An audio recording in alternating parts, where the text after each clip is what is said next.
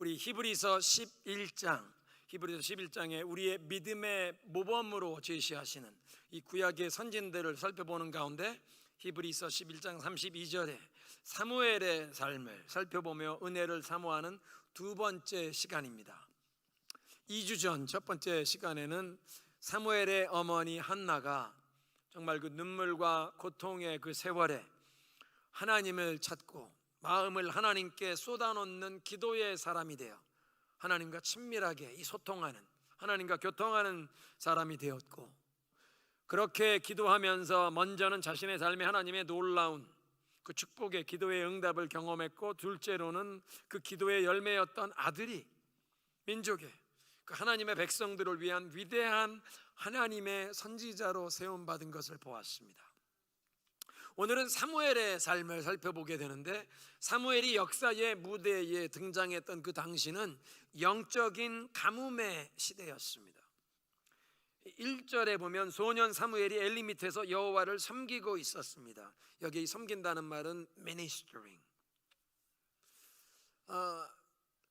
3살 때 어머니가 이 아이를 하나님 앞에 서원한 대로 하나님 앞에 바치겠다고 실로의 여호와의 회막이 있는 곳에 가서 제사장 엘리에게 바치고, 그걸로 끝난 게 아니라 해마다 이 엘가나의 가문이 하나님 앞에 올라가서 예배 드리러 올라갈 때마다 한나가 아들 사무엘을 위해서 옷을 만드는데 제사장의 예복, 세마포로 만든 제사장 가운을 자기 아들의 몸 사이즈에 맞는 것을 지어가지고 올라갑니다. 4살, 5살 어린 소년이 제사장이 입는 가운 에봇을 입고, 여기에 그냥 우리가 여호와를 섬기고 있었습니다. 영어 성경에 minister before the Lord. 원래 레위 지파 가운데 아론의 후손 중에서 제사장이 되는 사람도 30세가 돼야 제사장 가운을 입고 제사장 사역을 했습니다. 근데 3살, 4살, 5살 난 아이가 제사장의 가운 에봇을 입고 엘리 밑에서 하나님을 섬기는 걸 배워가고 있는 그런 모습입니다. 그런데 그 당시에 여호와께서 직접 말씀하시는 일이 드물었고 이상도 환상도 많지 않았다. 분명 여호와의 그 언약궤를 모신 회막이 실로에 있고, 실로에서 엘리가 대제사장처럼 거기에 모든 일을 관장하고 엘리의 두 아들도 제사장이었습니다. 그런데 이 엘리의 두 아들 제사장, 성직자였지만 타락한 성직자, 하나님을 몰랐습니다. 그래서 하나님 앞에 드려지는 제물을, 예배를, 그 제물을 성도들이 가져와서 제사를 드리려고 하는데 제사장 몫을 먼저 내놓아. 예배 드린 다음에, 아니 지금 원하신다, 고기를 익히기 전에 날 걸 원하신다, 예배 드리기 전에 먼저 취하. 하나님께 드려지는 예배의 성스러움을 함부로 방해하는, 하나님을 모르는, 죽을 죄를 지은 사람들이었는데 아버지는 그런 아들을, 야 니네 그러면 어떡하냐, 이건 지금 죽을 죄인데 제사장직을 즉시 박탈하고, 한 번만 더 이런 일 있으면 너희들 죽는다. 근데 그 아들들을 끊지 못한 아버지 엘리 제사장. 여러분, 자녀들이 우상이 될 수 있습니다. 하나님보다 자식을 더 귀하게 여기면 우상이 되는 겁니다. 엘리가 하나님께 드려지는 제사를 방해하는 그 아들들을 살려두고 그냥 계속 제사장 역할을 하게 둔 것은 하나님보다 아들들을 더 귀하게 여긴 것이 되었고, 엘리의 영적인 감각이 어두워져서 온 백성이 하나님의 말씀을 듣지 못하는 영적인 기근이 임했습니다. 대제사장을 통해서 하나님 말씀을 들어야 하는데 대제사장이 하나님보다 아들들을 더 귀하게 여기니까 하늘이 셧다운돼서 하나님의 말씀이 들리지 않는 말씀의 기근이 왔습니다. 아브라함이 팠던 우물을 세월이 가는 동안 원수들, 블레셋 사람들이 흙으로 메워서 그 아들 이삭이 생수를 얻기 위해 우물을 다시 파야 했던 것을 지난주에 말씀을 드렸는데, 그러니까 사무엘이 역사에 등장한 시대에는 하나님의 말씀의 생수를 얻기 위해 우물을 다시 파야 하는 그런 영적인 수고가 필요했던 시대였습니다. 그리고 우리가 살고 있는 시대, 정보의 홍수 시대를 살고 있지만, 여러분 스마트폰으로 카카오톡 하루에도 백과사전 100세트 이상의 인포메이션이 새로 들어오지 않습니까? 그런데 정작 우리의 영혼을 살리고 우리 가정, 우리 공동체를 살려야 할 하나님의 말씀을 듣지 못하는 기근의 시대를 살아가는 우리는 다시 한번 하나님의 말씀을 듣는 그 영적인 축복, 그 샘물이 회복되도록 우물을 다시 파기해야 합니다. 하나님의 말씀을 들어야 우리가 살기에. 이런 영적인 가뭄의 시대에 어린 소년 사무엘에게 하나님의 말씀이 임합니다. 2절에 엘리 제사장의 눈이 점점 어두워져서 보지 못, 이게 육신의 시력만 어두워졌다는 얘기가 아니라 영적인 시야가 어두워졌다는 뜻이기도 합니다. 근데 감사한 것은 3절에 하나님의 등불은 아직 꺼지지 않았고 어린 소년 사무엘이 여호와의 언약궤 옆에 등불이 꺼지지 않았다. 그 등불이 이 아이에게로 가는구나. 이 아이는 하나님의 언약궤 곁을 떠나지 않고 밤을 새는 것입니다. 언약궤 바로 옆에서 성전에서 건물 성전을 지은 것이 아니라 이게 회막입니다. 천막. 여호와의 언약궤를 모신 회막인데 어린 소년 사무엘은 어머니 한나가 만들어다 주는 제사장 가운 에봇을 입고 그 언약궤 앞에서 섬기면서 밤도 거기서 새는.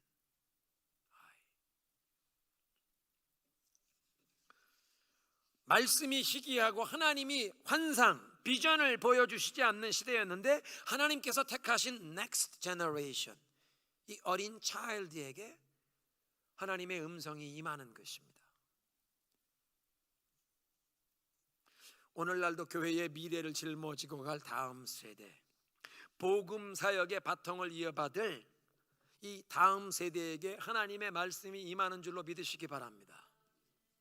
오랫동안 익숙한 것에 굳어진 기성세대가 fresh move of God, 하나님께서 새롭게 역사하시는 그 시대적인 역사를 잘 분별하지 못하고 감지하지 못할 때 기성세대는 내가 편한 것, 익숙한 것이 좋습니다. 익숙한 것을 그냥 붙잡으려고 하는 이런 성향이 점점 더 강해지기 때문에 영적인 감각도 둔해지기 쉬운데 이 새로운 역사를 하시는 주님의 이 역사를 환영하고 받아들이기 어려워질 수도 있는데 하나님께서는 그 백성을 불쌍히 여기셔서 다음 세대 가운데 하나님께 소통이 열려있는 사람들에게 말씀이 임하게 하십니다. 여러분, 우리 자녀들이, 젊은이들이, 다음 세대가 하나님의 음성을 듣지 못한다면 그런 가정, 그런 교회, 그 민족에겐 장래가 없습니다. 미래가 암울할 것입니다. 근데 우리 어린 자녀들이, 청소년들이, 대학생들이, 청년들이 하나님의 음성을 듣는다면 그런 가정, 그런 교회, 그런 민족에겐 소망이 있는 줄로 믿습니다. 사무엘에게 하나님의 음성이 임했을 때 우리 성경학자들은 대부분 사무엘이 12살쯤 되었을 것이라 그렇게 추측합니다. 12살이라면 대부분의 사람들이 걔는 아직 철도 들지 않았어, 12살 나이의 말을 무시할 나이인데 하나님의 음성이 임했습니다. 그러니까 교회를 섬기는 영적인 지도자들의 책임은 우리의 어린 자녀들, 청소년들, 대학생, 청년들에게 하나님의 음성을 들을 수 있는 영적인 원리를 가르치고 또 그들에게 하나님의 말씀이 임할 때 그들에게 임한 그 메시지를 너희들이 하나님의 음성을 들었다고 인정해주고 격려해 주어야 합니다. 12살 난 아이가 하나님의 음성을 들었습니다. 그리고 이렇게 다음 세대가 이제 하나님의 음성을 듣기 시작하고 젊은 세대에게 하나님의 음성이, 말씀이 임한다고 기성세대가 해야 할 역할이 다 없어지는 것은 아닙니다. 왜냐하면 아직 사무엘이 하나님의 음성을 들어본 적이 없는 처음입니다. 하나님이 사무엘아 부르시니까 그 연로하신 제사장 엘리 눈이 안 보이니까 뭐 좀 도와달라고 부르는 줄 알고 뻘떡 일어나 달려가서 저를 부르셨습니까? 나 너 부르지? 가서 누워 자거라. 3번씩 그 일이 반복되니까 하나님께서 이 아이를 지금 찾으시는구나. 얘야, 가서 누워있다가 그분이 너를 또 부르시거든. 여호와여, 말씀하옵소서. 종이 듣겠나이다. 그렇게 대답해라. 어떻게 하나님께 답변해야 하는지 알려줍니다. 엘리 제사장 자신은 대제사장이지만 더 이상 하나님의 음성을 듣지 못합니다. 하나님이 더 이상 이분을 통해 말씀하시지 않습니다. 그런데 어린 소년에게 하나님의 음성이 지금 임하고 있다는 것을 깨달으면서 자기도 과거에는 하나님의 음성이 임하는 것이 무엇인지, 하나님의 임재를 느끼며 두렵고 떨림으로 벌벌 떨던 그런 시절이 있었습니다. 근데 그게 너무 오래전. 이제는 하나님의 음성 듣지 못하는, 근데 이 어린아이에게 하나님의 음성이 임하시는구나. 영적인 바통을 이제 다음 세대에 넘겨주어야만 하는 장면입니다. 사실 오늘 이 성경 본문은 주일학교에서 우리 어린 자녀들에게 해주는 아주 유명한 페이버릿 바이블 스토리입니다. 너희들에게도 하나님이 말씀하신다. 너희들도 하나님의 음성을 들을 수 있다. 성경 말씀을 잘 듣고 하나님의 음성을 들어라. 그렇게 가르칩니다. 그런데 이건 우리 어린 자녀들뿐만 아니라 오늘 이 성경 본문에 사무엘에게 하나님의 음성이 임했다는 이 사실을 통해 우리 모두가 배우고 반드시 붙잡아야 할 진리는, 우리 각 사람이 하나님의 음성을 들을 수 있고 들어야만 합니다. 한번 따라 하시겠습니다. 내가 하나님의 음성을 들을 수 있고 들어야만 한다. 사무엘에게 하나님의 음성이 임했다는 것보다 지금 중요한 것은 나도 하나님의 음성을 들어야 내가 살겠습니다. 인생에 이 방황하지 않기 위해 나도 하나님의 음성을 들어야겠습니다. 예수님께서 우리에게 우리가 음성을 들을 수 있다고 오늘 예배의 부름이었던 요한복음 10장에 말씀하시지 않습니까? 내 양은 나를 알고 나도 저를 아는 것이, 내가 아버지를 알고 아버지가 나를 아시는 것과 같다. 나는 내 양들을 위해 내 목숨을 내어주는데 내 양은 나의 음성을 들으며 나는 그들을 알며 그들은 나를 따르느니라. 따라하시겠습니다. 내 양은 내 음성을 들으며 나는 저희를 알며 그들은 나를 따르느니라. 선한 목자 되신 예수님께서 말씀하십니다. 내 양, 내게 속한 백성, 예수 그리스도께서 십자가에 달려 돌아가신 것이 나의 모든 더럽고 추한 그 무서운 부끄러운 죄에 대한 형벌과 저주를 다 담당하시고, 그래서 나의 죄를 사하시고 하나님의 자녀로 삼아주신 그 은혜의 역사인 것을 믿습니다. 예수님을 믿습니다. 그렇게 예수님을 믿고 의지하여 십자가 앞에 나와 엎드려 거듭나서 죄 사함 받은 하나님의 자녀가 된 내 양은 내 음성을 들으며,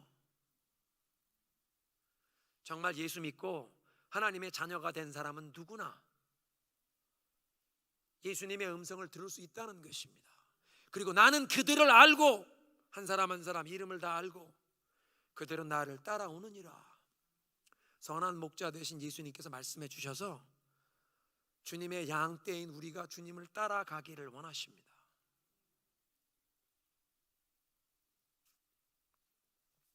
근데 여기서 우리가 주의해야 할 점이 하나 있습니다. 주님의 음성, 주님의 말씀이 얼마나 소중한지 그 가치를 인정하지 않는 사람에게는 주님의 음성이 들리지 않습니다.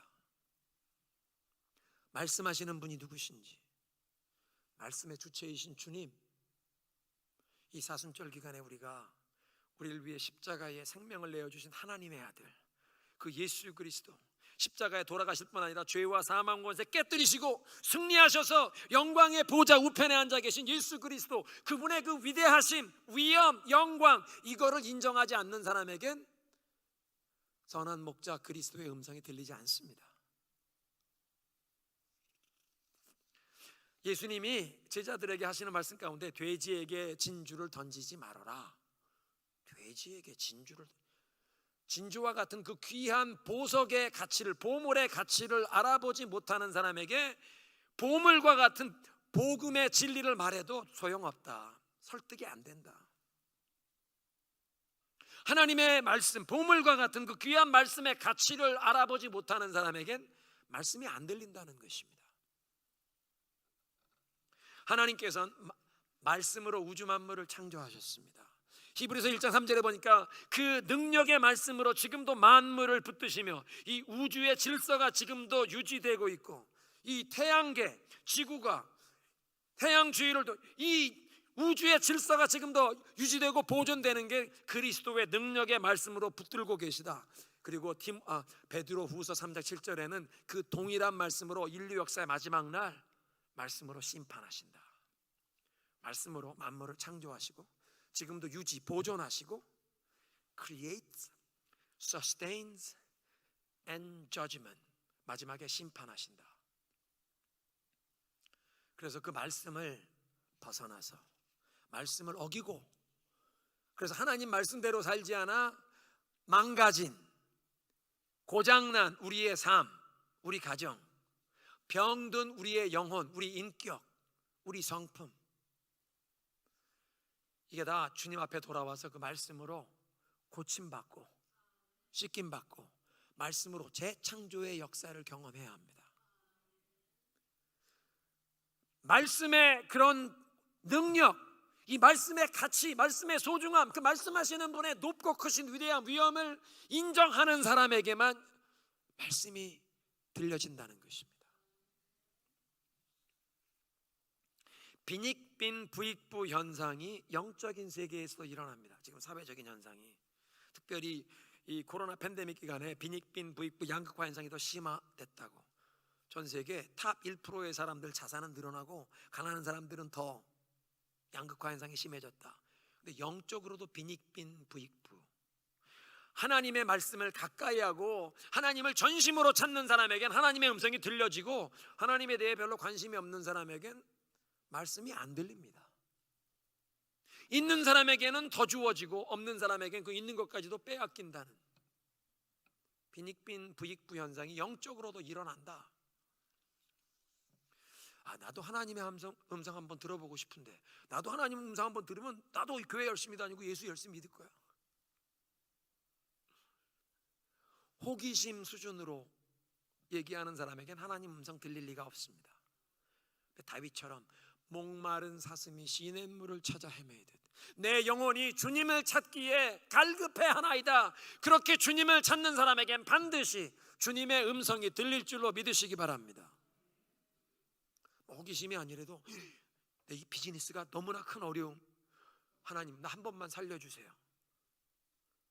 아주 정말 다급하게 하나님을 찾고 기도하는 사람, 호기심 수준 아니겠지만 그렇게 다급하게 하나님을 찾는데도 그 기도하는 사람의 마음의 자세가 영한 점쟁이 찾아가는 것과 다름이 없다면, 예를 들면 하나님이 처방을 말씀하시는데 마음에 들면 내가 순종하고, 마음에 들지 않으면 take it or leave it, 마음에 들지 않으면 그냥 무시할, 내가 아직도 인생의 주인, 주도권을 쥐고 있는 상황에서 그렇게 다급한 상황에 하나님 찾는다고 하나님의 음성을 들을 수가 없습니다.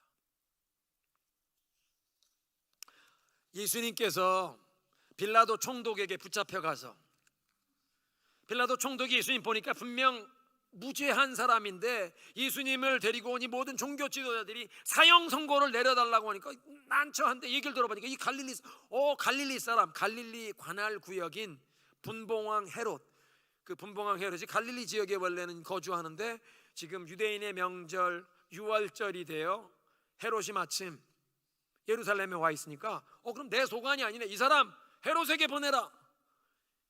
군인들이 예수님을 이끌고 헤롯에게 갔더니 헤롯이 예수님 만나고 굉장히 기뻐했습니다. 왜냐하면 누가복음 23장 보니까 오래전부터 예수님에 대한 소문을 듣고 한번 만나보고 싶어 했는데, 왜냐하면 무슨 기적을 행하는 걸 좀 볼까. 그래서 예수님을 군인들이 끌고 오니까 아주 기뻐하면서 예수님께 여러 가지 묻고 질문하는데 예수님께서 한마디도 대답을 안 하십니다. 헤롯이 하나님에 대해서, 구원의 길에 대해서 자기 영혼 문제를 가지고 질문하는 게 아니라 지금 예수님을 무슨 눈앞에 구경거리, 마술사, 무슨 기적을 행하는 구경거리나 제공할 사람으로 취급하고 있으니까 많은 질문을 하는데 한마디도 답변도 안 하셨습니다.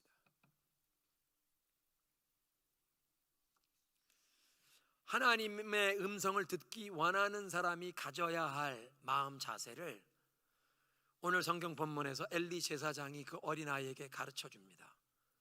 가서 누워있다가 그분이 또 말씀하시거든. 여호와여, 말씀하옵소서.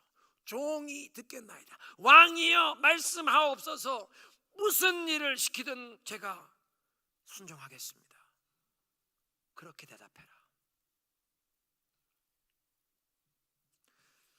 절대 순종의 마음 자세로 기다려야 하나님의 음성을 들을 수 있다는 것입니다. 그리고 사무엘은, 사실 이 어린 소년 사무엘은 그렇게 하나님이 무엇이든 말씀만 하시면 절대 순종할 마음의 준비가 이미 돼 있었습니다. 어떻게? 기도의 사람이었던 어머니 한나에게 그걸 배웠고 영적인 유산으로 물려받았습니다. 기도의 어머니였던 한나가 아들에게 주었던 영적인 유산 두 가지만 꼽으라고 하면, 첫째는 기도요, 두 번째는 하나님 앞에 절대 순복, surrender. 하나님께 절대 순복하고 순종하는 것입니다. 눈물과 그 고통의 세월 동안 하나님을 전심으로 찾으며 하나님과 소통하는 기도의 문이 열렸습니다. 그렇게 하나님과 소통하며 기도의 문이 열리니까 기도를 오래 하면서 하나님이 어떤 분인가를 점점 알게 되면서 그 기도의 열매로 하나님 앞에 헌신하게 됩니다. 아직 자식이 하나도 없는데 아들 하나만 주시면 그 아들을 하나님께 일평생 바치겠습니다. 자기 생명보다 더 소중할 아들을 바치겠다고 하는, 자기 자신을 하나님께 온전히 바치고 하나님이 내 인생의 주인, 내 왕이심을 고백하는, 그냥 고백하는 정도가 아니라 앞으로는 나에게 아들 하나 주시면 이 아들을 하나님께 바쳐서 이 아들이 하나님의 영광을 위해, 하나님의 목적을 위해, 이제 내 이 원통 집안에서 이 두 번째 와이프로 들어온 사람이 자기 자식 못 낳았다고 자기에게 서러움 주는 이거 풀어달라는 얘기 정도가 아니라 이제는 하나님의 영광, 하나님의 계획과 뜻을 위해 나에게 아들 하나 주시면 바치겠습니다 하는, 하나님의 계획, 뜻을 마음에 품는 여인, 하나님에게 모든 걸 다 서렌더한 절대 순복의 여인이 되었습니다. 그리고 사무엘은 그것을 어머니의 복중에서부터 배웠습니다. 여러분, 아기를 가진 임산부가 무엇을 경험하든 그게 아이에게 다 전달이 된다고 하잖아요. 태교라고 하는데 우리 딸내미가 빵순이에요. 그 탄수화물을 좋아하는데 아내가 딸 임신했을 때 점심엔 짜장면, 저녁엔 짬뽕, 탄수화물을 많이 먹은, 애가 태어날 때부터 엄마 뱃속에서 탄수화물을 많이 먹어서 탄수화물 좋아하는 빵순이. 그런데 그런 먹는 것만 아니라 엄마가 듣고 경험하는 정서가 그대로 다 자녀에게 전달이 된다고, 태교, 그죠? 그래서 애가 똑똑해지려면 엄마가 모차르트 음악을 들어야 된다고. 맞아요? 그러면 청음이 뛰어난 아이가 됩니까? 태교를 얘기하는데 성경에도 태교 얘기가 있습니다. 세례 요한의 어머니 엘리자벳, 사가랴 제사장의 아내 엘리자벳 사모님, 늙은 나이에 기적적으로 애를 가지게 되셨잖아요. 그런데 애를 가진 다음에 6개월 뒤에 천사가 나사렛에 마리아를 찾아가서, 나사렛에 가면 수태 고지 교회가 있습니다. 너에게 아들을 주실 거다. 봐라, 네 먼 친척 엘리사벳도 벌써 아기를 가졌다. 아기를 낳지 못한다는 분이 아기를 가져서 6개월이 됐다. 마리아가 유다 산중으로 막 달려가서 자기 그 친족 엘리사벳을 만나러 가는데, 엘리사벳을 만나러 마리아가 그 집에 뜰에 들어오는 소리를 듣고 엘리사벳 복중에 있던 세례 요한이 기뻐 뛰노는 것입니다. 엘리사벳 사모님이 성령이 충만하여 예언을 하시는데, 복되도다, 하나님께서 너에게 말씀하신 것을 믿은 여인이여, 네 발자국 소리가 들릴 때 내 뱃속에 있던 이 아이가 기뻐 뛰놀. 이 세례 요한은 어머니 뱃속에서 성령 충만한 예수 그리스도의 기쁨을 경험했습니다.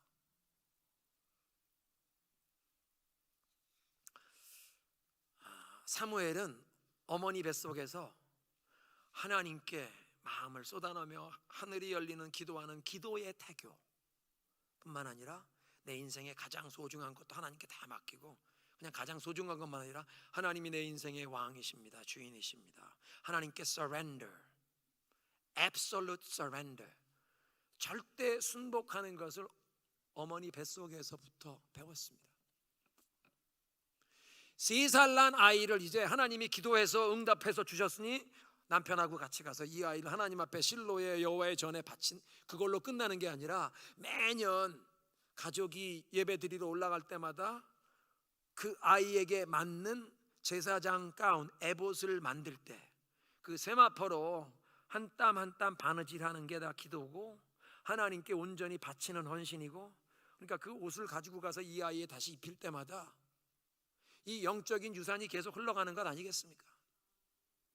오늘 말씀을 들으면서 여러분 가운데 내가 너무 늦게 배웠다, 이거를 지금부터라도 하나님 앞에 믿음으로 반응하시면 자녀들이 성장하여 이미 가정을 이루고 자녀들을 낳은 사람들 멀리 떨어져 있을지라도 이 영적인 흐름이 흘러가는 것입니다. 3살 난 사무엘을 여호와께 바쳤지만 그걸로 끝난 것이 아니라 한나가 하나님께 계속 믿음으로 나아가는 게 아들에게 계속 흘러가서 12살의 아들이 하나님의 음성을 들을 절대 순종의 마음이 이미 준비가 되어 있었던 것입니다. 사무엘이 하나님의 음성을 들었던 이 사실을 통해 우리 모두가 오늘 배우고 반드시 경험해야 될 사실은 우리 각 사람이 하나님의 음성을 들을 수 있고 들어야만 한다. 여러분 가운데 과거에 하나님의 음성 들었던 분들이 있습니다. 제자 훈련할 때 매일매일 말씀 묵상할 때 말씀을 듣다가 지금 그 말씀 듣는 게 말씀을 잃어버리셨죠? 주님의 음성을 잃어버리셨죠? 우물을 다시 파십시오. 왜 잃어버리셨습니까? 우물을 다시 파십시오. 주님의 음성을 들어야 내 영혼이 살고 내 가정이 살고 우리 자녀들이 살고, 중요한 것은 우리 각 사람이 우리의 선한 목자 되신 주님의 음성을 듣고 주님이 이끄는 대로 따라가야 사는 것입니다. 그런데 하나님의 말씀의 그 가치와 소중함, 말씀하시는 그분의 위엄, 높고 위대하심을 인정하지 않으면 못 듣는다. 어떤 분들은 무지함 때문에 주님의 음성을 못 들었습니다. 주님의 음성을 들을 수 있다는 것도 몰랐습니다. 그런 건 목사님이나 선교사님 40일 금식 기도하시는 기도원 원장님이나 들으시는 거지. 아니, 오늘 예수님이 하시는 말씀 보니까 내 양은 내 음성을 들으며 내가 정말 예수님께 속한 하나님의 자녀가 되었다면, 천국 백성이 되었다면, 아, 예수님의 음성을 들을 수 있구나, 들어야 하는구나. 어떤 분들은 너무 세상의 분주함, 세상의 소음 때문에 마음과 생각에 그냥 세상의 모든 일이 가득 차서 이 잡초들 때문에, 가시덤불 때문에 주님의 음성을 못 듣는 분들이 계십니다. 그냥 세상의 음성만, 세상의 소리만 많이 들리고 하나님의 음성은 못 듣는.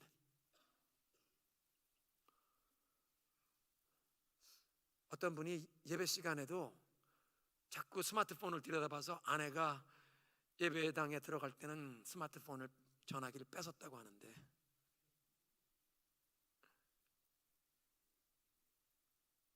우리가 세상의 소음을 좀 잠재워야 주님의 음성을 들을 수 있어서 아침마다 하루의 분주한 일과가 시작되기 전에 먼저 주님 앞에 마음을 잠잠히, 말씀과 기도의 시간, 주일 예배에 하나님 앞에 나올 때도 그래서 모든 세상의 소음을 잠재우고 하나님의 음성을 들을 준비하는 시간이 필요합니다. 출애굽기 24장에 보면 16절에 모세가 하나님께서 십계명을 주시기 위해서 시내산에 올라오라, 올라갔더니 6일 동안을 기다리게 하십니다. 아무 말씀을 안 하시고 7일째 구름 속에서 올라와라. 하나님의 음성을 들을 준비를 갖추는 시간이 필요했습니다. 모세도. 계시록 8장 1절에 보면 하나님께서 이제 이 일곱째 인봉을 띄우실 때 하늘이 반 시간쯤 고요하더니 조이 더스는 그 장면이 침묵의 예배라 그렇게 풀이합니다. 요한계시록 다른 것을 보면 요한계시록이 앞으로 장래 일어날 일을 가르쳐 주시는 말씀으로만이 아니라 요한계시록은 worship manual, 예배를 어떻게 드려야 하는지, 천상에서 네 생물과 24 장로들과 그들을 둘러싼 천사들과 흰옷을 입은 주의 백성들이 어떻게 주님을 예배하는지 보여주는 예배 매뉴얼입니다. 그 예배 매뉴얼을 보면 하나님과 어린 양께서 구원하심이 어린 양께 있도다. Salvation belongs to the Lord and to the Lamb of God. 구원하심이 우리 하나님과 어린 양께 있도다. 모든 영광과 존귀 경배 받으시기에 합당하시도다. 합당하시도다. Worthy is the Lamb. 계속 외치는 소리가 천사들이 거룩하다 거룩하다 거룩하다. 3번만 기록했지만 쉬지 않고 계속 거룩하다를 외치고 있습니다. 그게 하나님이 어떤 분이신가, 그분의 하나님의 존재, 하나님의 성품을 선포하는 것이기에 영원토록 거룩하다 거룩하다 거룩. 천사들이 감격하여 거룩하다 거룩하다. 24 장로들이 머리에 쓴 면류관을 벗어 주님의 보좌 앞에 바치며 던지며 거룩하다 거룩하다. 여러분, 우리의 예배가 그런 예배가 되어야 합니다. 하늘이 열리고 어린 양의 보좌를 향하여 거룩하다 거룩하다 거룩하다. 가슴 벅차오르는 감격으로. 그런데 요한계시록 8장 1절에 반 시간 동안 침묵의 예배, 그렇게 거룩하다 외치던 이 24 장로 천군 천사들이 잠잠히 어린 양의 보좌 앞에 엎드려 하나님이 말씀하시기를 기다리는 침묵의 예배.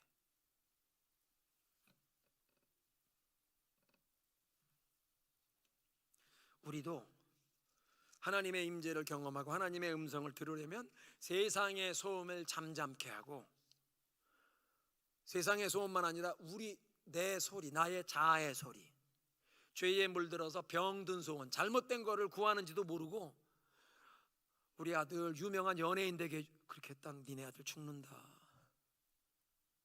병든 소원을 구하는지도 모르는, 병든 소원만 아니라 상처받은 자아의 소리,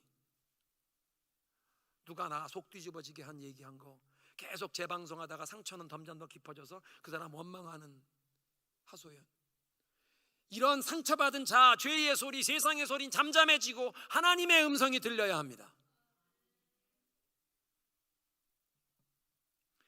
절대 순종하는 자세로 하나님의 음성을 기다려야 합니다. 마지막으로 우리의 삶의 주인이 바뀌지 아니한 채 하나님을 열심히 찾고 기도하는 기도는 예쁘게 봐주면 어린아이와 같은 신앙이요, 좀 엄격하게 따지면 무당을 찾는 것 같은 샤머니즘, 미신적인 그건 신앙행위다. 내가 인생에 주도권, 주인 노릇하면서 하나님께 도와주세요 도와주세요 열심히 철야 기도하고 새벽 기도해도 그런 기도는 예쁘게 봐주면 어린아이와 같은 기도요, 엄격하게 따지면 그건 미신적인, 내가 주인, 하나님은 나를 돕는 자. 지난 2월호 날마다 솟는 샘물에 윤성철이란 분이 쓰신 글입니다. 내가 종종 당혹스러워하는 신앙의 모습이 있다.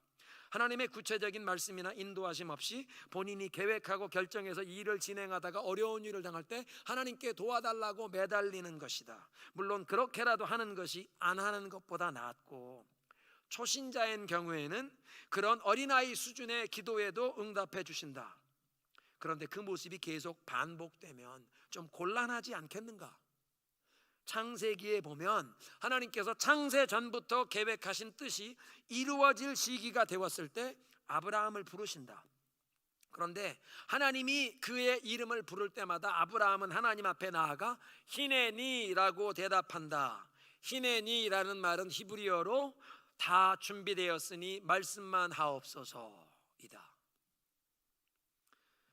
그런데 만약 내가 다 계획하고 결정해서 이 일을 하다가 어려운 일 당했다고 하나님 부르면 하나님이 히네니라고 답변하셔야 하는가? 그렇다면 누가 도대체 인도자이고 누가 따르는 자인가? 거듭났다는 의미는 주인이 바뀌었다는 것이다. 삶의 인도자가 바뀐 것이다. 만약 주인이 바뀌지 않았다면 사실은 거듭나지 아니한 것이다. 왜냐하면 우리 신앙 고백의 핵심은 내가 죄인이라는 사실과, 그래서 나를 살리기 위해서 생명을 주신 그리스도께서 주인이 되시기에 내가 내 삶의 주인이 아니라는 것이기 때문이다. 물론 하나님은 여전히 우리를 도와주시는 분이다. 그러나 성경을 자세히 보라. 내가 다 계획하고 결정한 일을 하나님께서 도와주시는 것이 아니다. 내가 어디로 가야 할지, 구체적으로 어떤 일을 어떻게 해야 할지 하나님이 깨닫게 하시고 인도해 주시는 것, 성경은 그것을 말하고 있다. 내가 주인이 되어 스스로 결정하고 행할 때 우리는 자신의 한계와 상황 그리고 환경에서 오는 제약을 뛰어넘기 힘들다. 그러나 주님이 주인이 되어 인도하시는 삶은 나의 한계와 상황에 제한을 받지 않는다. 왜냐고? 그분이 책임지고 인도하시는 삶이기 때문이다. 더욱이 그분이 인도하시는 삶에는 놀라운 반전의 역사가 일어난다. 역전승이 되게 하신다는 거죠. 지금까지 패배해왔지만 만회하게 하시는 반전의 역사. 이것이 우리가 하나님의 음성을 들어야 하는 이유다. 마지막 때에 우리는 간단하지만 핵심적인 이 영적인 원리가 얼마나 중요한지 깨닫게 될 것이다. 하나님의 음성을 듣는데 그분이 인도자고 나는 따르는 자라는 겁니다. 내가 결정하고 내가 원하는 목표를 행하다가 어려운 일 만날 때 주님 도와주세요. 그건 어린아이 같은 초신자인 경우엔 그렇게 되지만 계속 그런 자리에 머물고 있다면 예수님을 주님이라고 정확하게 모시는 게 아니에요. 우리 복음성가에 그런 찬송이 있습니다. 나의 등 뒤에서 나를 밀어주신 하나님. 주님이 가라고 하시는 길로 갈 때 등 뒤에서 밀어주셔야지, 내가 방향 정하고 가다가 어려운 일 당했다고 나 좀 밀어주세요. 야, 너 잘못된 길로 가고 있어. 방향이 이쪽이야. 등에서 밀어주는 게 아니라 너 글로 가다 죽는다. 끌어내실 겁니다. 끌어내시기라도 하면 감사하고, 그냥 그 길로 가게 버려둔 사람은 하나님이 버려둔 사람. 오늘 말씀을 맺겠습니다. 하나님의 말씀이 희귀하던 영적인 가뭄의 시대에 사무엘에게 말씀이 임했습니다. 우리도 하나님의 말씀을 듣지 못하는 기근에서 벗어나 하나님의 음성을 듣기 위해 우물을 다시 파십시오. 여러분 가운데 처음 하나님의 음성을 듣는 일을 위해 우물을 파시는 분들도 계실 것이고, 과거에 하나님의 음성을 들어본 경험이 있는데 그 우물을 원수가 지금 다 막 메워버린 거 다시 파야 하는, 간절히 매달리며 파야 하는 분들이 계십니다. 감사하게도 하나님께서는 Next Generation, 어린아이들에게, 청소년들에게도 말씀하십니다. 하나님, 우리 자녀들이, 우리 손자 손녀들이 이렇게 하나님의 음성을 들으며 살게 하옵소서. 우리 자녀만 아니라 하나님, 나도 하나님의 음성을 들으며 살게 하옵소서. 말씀하시는 분의 그 위엄 높고 크심을 이제 인정해서 말씀을 듣게 하시고 무지함에서 벗어나는 것입니다. 목사님만, 선교사님만 하나님의 음성 듣는 게 아니라 내가 예수님께 속한 양이면 나에게도 말씀하시는구나, 내가 귀담아 들어야 하는구나, 세상에 이 소음을 좀 잠잠케 하고 주님 앞에 귀 기울여야 하는구나. 더 중요한 것, 히네니, 한번 따라 하십니다. 히네니, 말씀하십시오. 준비가 되어 있습니다. 왕이여 말씀하십시오. 준비가 되어 있습니다. 히네니, 하나님 앞에 그렇게 순복하는 마음으로 기다려 주님의 음성을 듣고 하나님이 책임져 주시는 인생의 길로 가시는 여러분 되시기를